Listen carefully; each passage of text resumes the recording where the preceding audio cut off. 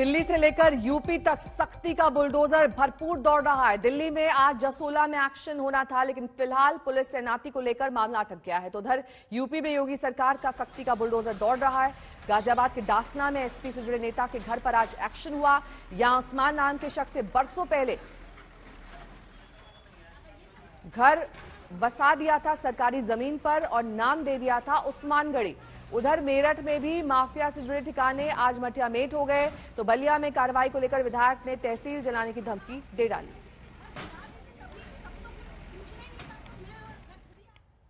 UP में अवैध कब्जों पर दौड़ रहा है योगी का बुलडोजर। जी हां, गाजियाबाद के दासना में सरकारी जमीन को हथियाकर बनाई गई अवैध कॉलोनी को बुलडोजर से ढाया जा रहा है। भूमाफिया उस्मान ने सरकारी तालाब की जमीन को भरकर अवैध कॉलोनी बसा ली और नाम दे दिया उस्मानगढ़ी। सरकार ने पहले तो नोटिस भेजा तो नहीं माने, बुलडोजर से कार्रवाई शुरू कर दी गई। ये बसे मकान 30-40 साल ज्यादा पुराने हैं। कुछ मकान तो कोर्ट केस होने से बच गए, कुछ और मकानों की पहचान कर ली गई है जिन पर बुलडोजर चलेगा।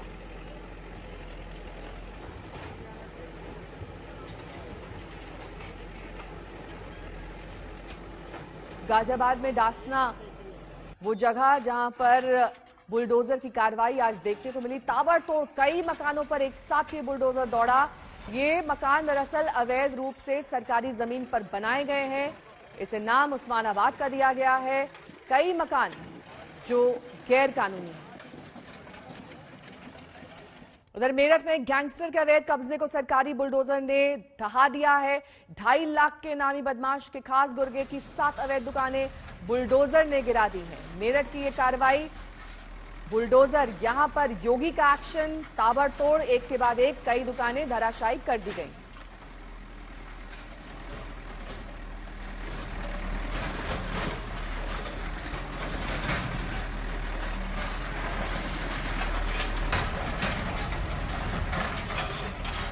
वहीं बुलडोजर की कार्रवाई से नाराज इन दुकानों के मालिकों ने अपनी आवाज बुलंद की। जहां पर सरकारी तालाब थे वहां पर आज मकान बन गए हैं। जहां पर सरकारी जमीन थी वहां पर एक के बाद एक घर बना दिए गए हैं। मेरठ और दासना में ये देखने को मिला।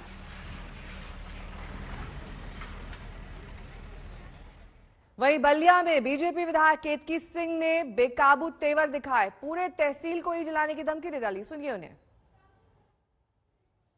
देकर आपसे बात करते हैं। मैंने आपको एक छोटी सी बात कही, आपने उसका सम्मान क्यों नहीं रखा?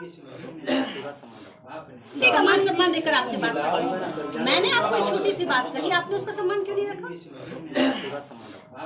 सम्मान ये रखा, क्या बुलडोजर लेकर चले आए? सम्मान रखनी है। अगर ये सम्मान तो फिर यही सम्मान तो मेरे लोग आपको लौटाएंगे। फिर इसी भाषा में, क्योंकि आपके पास था बुलडोजर की ताकत, आप लेकर चले आए। हमारे पास तो की ताकत। तो ये आप ये बताइए कि घर गिरा देते तभी, तब तो फिर पूछना ही नहीं, तब तो मैं खुद ही आग लगा देती पूरे तहसील में। तो पूरा आपने उस पर बुलडोजर चला दिया और अभी भी आपने मेरा सम्मान रखा है। मैंने यहाँ के बात सुना कि रुक जा, तू बोल वाले का गाड़ी आके चला। आपने मेरा सम्मान। बीजेपी शोभा यात्रा पर हुए हमले को हिंदुत्व पर सबसे बड़ा प्रहार बता रही, तो वहीं दूसरी पक्ष इसे मुस्लिमों पर अत्याचार बता रहा है। वहीं सुप्रीम कोर्ट की टिप्पणी के बाद उत्तराखंड में आयोजित होने वाली धर्म संसद के आयोजन पर रोक लग गई। प्रतिकार, इन सब चीजों के लिए कोई अनुमति की आवश्यकता नहीं होती है।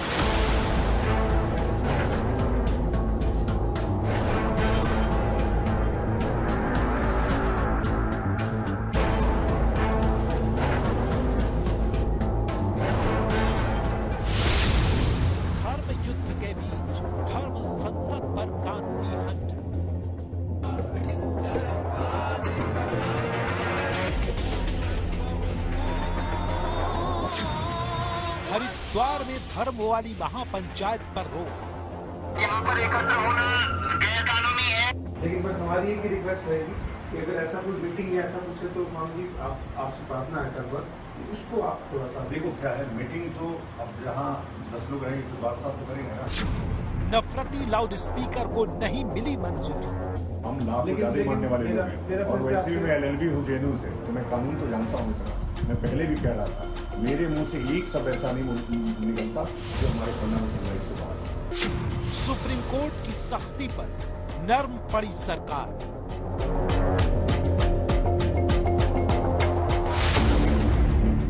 भड़काऊ गैंग का नया टेप आ गया है। अब आप भी हमारा अनुरोध स्वीकार कर लीजिए। आप कल सुबह तक इमाम को गिरफ्तार कर लीजिए, हम गिरफ्तार नफरती जुबान, बाबा की भड़काऊ दुकान। अभी जहरीली जुबान वाले कालीचरण महाराज को जमानत पर जेल से बाहर आए ज्यादा दिन नहीं हुए। मोहनदास करमचंद गांधी ने सत्यानाश किया। वो नाथुराम गोडसे जी को नमस्कार है। अभी हरिद्वार में हुई धर्म संसद में बोली गई नफरती जुबान वाले चेहरे आपके जहन से उतरे भी नहीं होंगे। झूठी बातों में बच्चों फंस मत जाना। ज्यादा से ज्यादा बच्चे और अच्छे से अच्छे हथियार यही तुम्हें बचाने वाले हैं। अभी अजान और हनुमान चालीसा पर राष्ट्रव्यापी घमासान खत्म नहीं हुआ। हरिद्वार में धर्म संसद का आयोजन होना हिंदू और हिंदुत्व पर भाषणबाजी होनी थी, लेकिन मंच सजता, लाउड स्पीकर बजता, उससे पहले ही सरकार का मंटर चल गया। धर्म संसद तो नहीं हुई, आयोजकों को एहतियातन हिरासत में ले लिया। हिरासत में लेने की जरूरत क्यों पड़ी? मंच के लाउड स्पीकर से कौन सा टेप प्ले किया जाता, उसका ट्रेलर आप बहुत गौर से सुनिए। मैंने जिलाधिकारी और एसएसपी हरिद्वार को डरा हुआ पहली बार देखा। ये लोग, अब सोचिए, हम शांतिपूर्वक एक पंचायत कर रहे हैं, एक महापंचायत कर रहे हैं, उसमें उसके आयोजक और काली सेना के राज्य संयोजक स्वामी दिनेशानंद भारती जी को पुलिस आती है और कहती है कि उच्चतम न्यायालय का आदेश है कि ये पंचायत नहीं होगी। वो आदेश नहीं दिखाती है कि उच्चतम न्यायालय ने ये कहा कि आप श्योर कीजिए कि कोई हेट स्पीच नहीं होगी। आप हेट स्पीच के नाम पर कि हम हेट स्पीच देते हैं, आप एक बार भी ये साबित नहीं कर पा रहे हैं कि हम हेट स्पीच दे रहे हैं। लेकिन अनर्गल एक विशेष समुदाय के दबाव में, मतलब मुस्लिमों के दबाव में आकर के आप संतों को जिस प्रकार से अपमानित करने का काम कर रहे हैं। आपने दिनेशानंद भारती को जबरदस्ती पुलिस गाड़ी में बैठा करके ले गए कि वह पंचायत नहीं होगी। कब तक रोकेंगे, कब तक दबाएंगे? और नपुंसक हिंदू समाज आज भी सो रहा है, उसका संत सड़कों पे लड़ रहा है। वो साथ देने के बदले घर में बैठ करके, रजाई में बैठ करके अपने परिवार में लगा है। जिस दिन ये आग तुम्हारे दरवाजे तक आएगी, तुमको कोई बचाने वाला नहीं होगा। कौन है ये भड़काऊ बाबा? हरिद्वार में हिंदू महासभा के नाम पर कौन कौन चेहरे दिखने वाले थे? स्पीच की स्क्रिप्ट में क्या क्या लिखा जा चुका था? क्यों थामी सरकार ने हरिद्वार में धर्म संसद को रोक दिया? आज एक एक सच आपके सामने होगा। ताजमहल से कुछ मीटर की दूरी पर हर सोमवार को यमुना आरती की जाती है। हिंदूवादी संगठन इसे ताजमहल के पर्यटन में अध्यात्म का तेज लाने की कोशिश बताते हैं। लेकिन क्या यमुना की आरती तेजो महालय के दावा पर जोर देने का आधार बनेगी?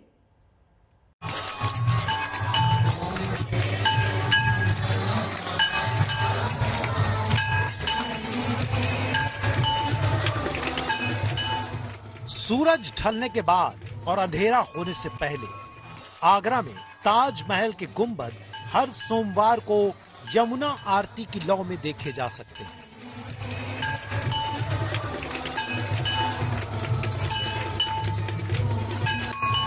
ताजमहल के चबूतरे से नीचे जो सीढ़ियां यमुना का घाट बनाती हैं, उन्हीं पर यह आरती लंबे समय से की जा रही है।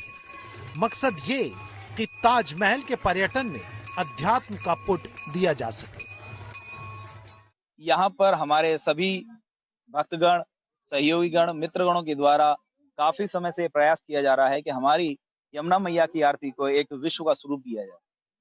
जैसे आजकल हम कहीं भी हरिद्वार, ऋषिकेश कहीं भी जाते हैं तो वहां पर पर्यटक एक रात्रि वहां पर विश्राम करने का निर्णय लेता है। क्यों? कि वहां की वो भव्य आरती देखना चाहता है।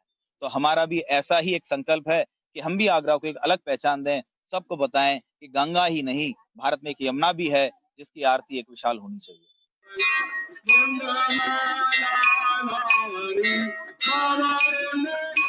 इस आरती के प्रति कुछ लोगों के मन में शंका भी रहती है। कहते हैं कि ये ताजमहल पर तेजो महालय शिव मंदिर के दावे को मजबूत करने का काम भी कर रही है। इस वक्त ताजमहल में जो ताजा विवाद है, जिसमें एक संत दावा कर रहे हैं कि उन्हें भगवाधारी होने की वजह से ताजमहल के दर्शन नहीं करने दिए गए हैं, वो भी तेजो महालय की ही बात कर रहे हैं। जो है जिसको लोग ताजमहल कहते हैं, वह ताजमहल नहीं, शिव मंदिर तेजो महालय है।